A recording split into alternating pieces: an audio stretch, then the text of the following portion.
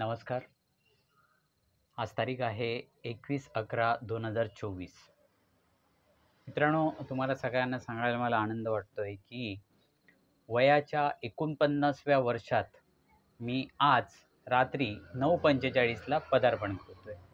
म्हणजेच 21/11/1976 या दिवशी म्हणण्यापेक्षा ह्या रात्री 9:45ला माझा जन्म झाला. त्यामुळे आज 21/11/2024 रात्री बरोबर आज 9:45 मी 49व्या वर्षात पदार्पण करतोय.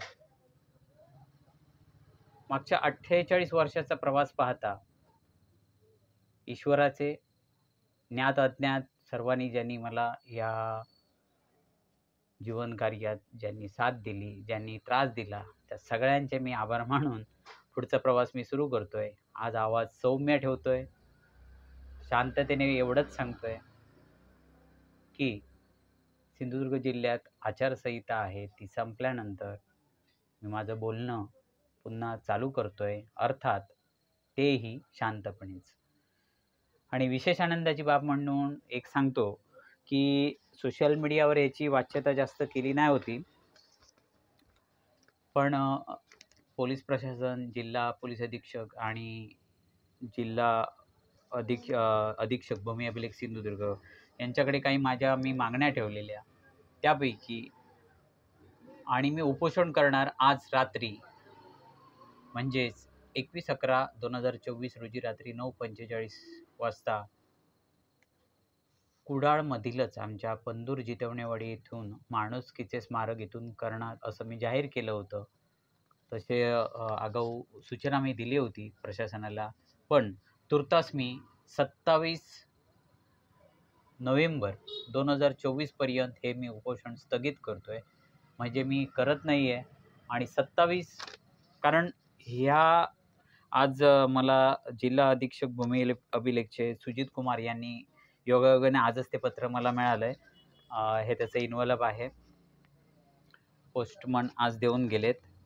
हे दिलेले पत्र आहे. या पत्रावर मी 30 किंवा 40% समाधानी आहे असं मी म्हणतो. आणि प्रशासनास थोडा मी वेळ देतोय. आता एवढी वर्ष गेली, त्याच्यात आणि थोड्या दिवसांनी काय मोठा फरक पडेल. मी तर म्हणतो बराच काही चांगला फरक पडेल. कारण जिल्हा अधीक्षक भूमी अभिलेखचे आहेत सुजित कुमार यांनी मला वचन दिलं आहे, की लवकरात लवकर पंदूरमधला जो काही विषय आहे, भूमी अभिलेख कुडाळ यांच्याकडून जो गफलतीने झाला आहे तो दूर केला जाईल. सहकार्य करणाऱ्या अधिकाऱ्यांना मी नेहमीच पाठिंबा देतो आणि मी त्यांना वेळही देतो. त्याच्यामुळे भूमी अधीक्षक जे आहेत सुजित कुमार त्यांना मी वेळ देतोय, की कुडाळ तालुका भूमी अभिलेख कार्यालयाने जे काय गलथान कारभार करून ठेवले आणि जी काय एक माझी मागणी आहे, आज त्याची वाच्यता करत नाही. 27ला उपोषण मात्र होणारच आहे. कुठे?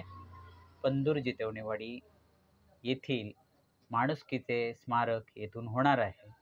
आणि बरेच दिवस बाळा का गप्प होता? तो काय करत होता?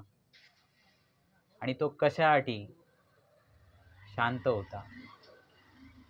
याची सगळी उत्तरं तुम्हाला लवकरच मिळतील. उद्याचा दिवस थोडा मी आराम करतोय.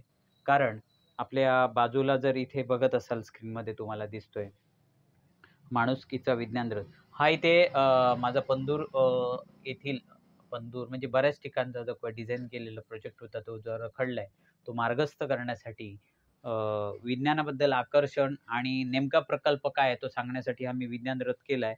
या विज्ञान रथासाठी आजच तो खरं लॉन्च करतोय मी. आज उद्या त्याचे व्हिडिओ पडतील.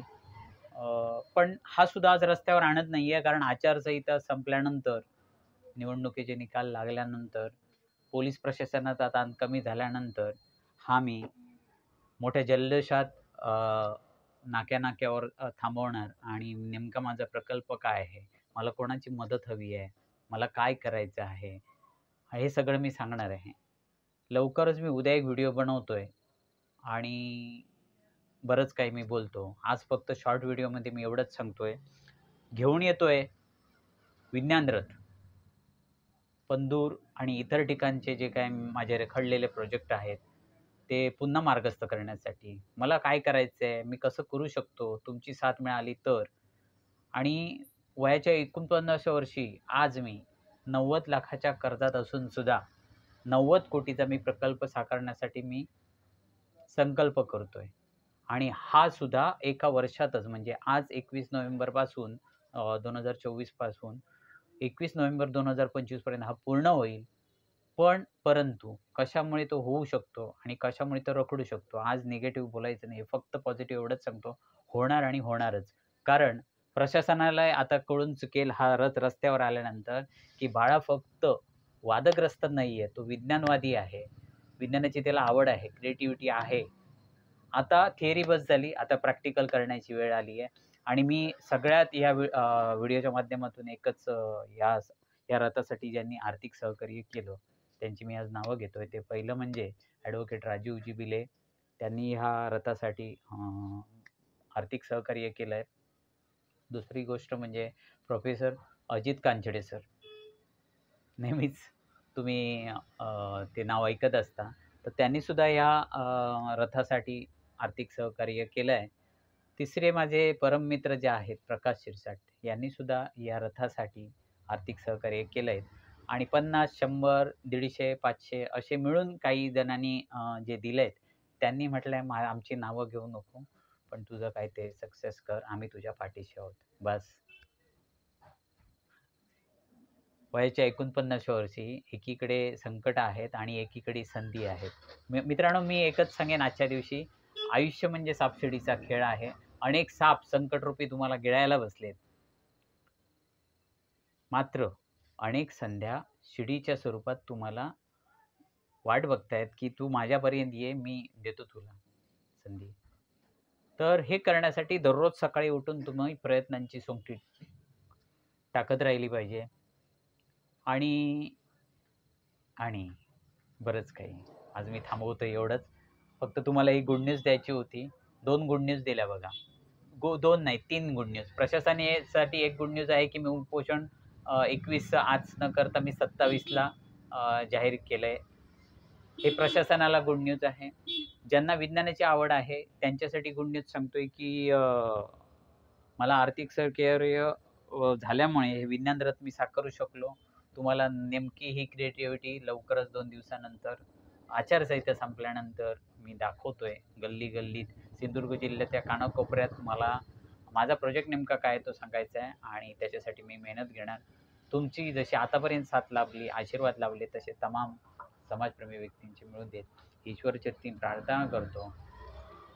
वंदे मातरम, भारत माता की जय. आवाज वाढणार आहे 27 तारीखला. आज शांतता घेऊया. पोलिसांवर भरपूर ताण आहे आणि याच रथामधून तणावमुक्त भारत अभियान मी करतोय. पोलिसांवरचा पहिला ताण कमी करूया, प्रशासनावरचा ताण कमी करूया आणि आपले ताण कसे कमी होतील त्याच्यासाठी पोलीस आणि प्रशासनाची मदत घेऊन पुढचा प्रवास सगळ्यांचाच सुखकर करूया. यासाठी हा रथ बरेच काही संदेश घेऊन व्हिडिओ आणि ऑडिओ रूपात येतोय. त्यासाठी आपले आशीर्वाद असावे. धन्यवाद.